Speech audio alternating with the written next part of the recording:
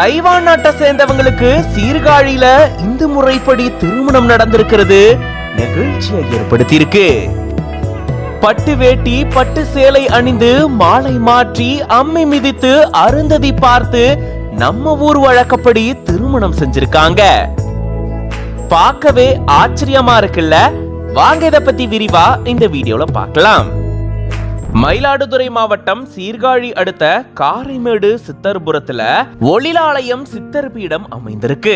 18 சித்தர்கள் அருள்பாலிக்கக்கூடிய பிரசித்தி பெற்ற சித்தர் பீடம் இது. இந்த சித்தர் பீடத்துக்கு தமிழகம் மட்டும் இல்லாம பல்வேறு மாநிலங்கள் வெளிநாடுகள்ல இருந்தும் பக்தர்கள் வர்றது வழக்கமா இருக்கு. சிறப்பு வழிபாடுகளும் சிறப்பு நாட்கள்ல நடந்துட்டு வருது வழக்கமாகவும் இருக்கு. இந்த நிலையில தான் சித்தர் பீடத்துல தைவான் நாட்டை சேர்ந்தவங்களுக்கு திருமணம் நடந்திருக்கு.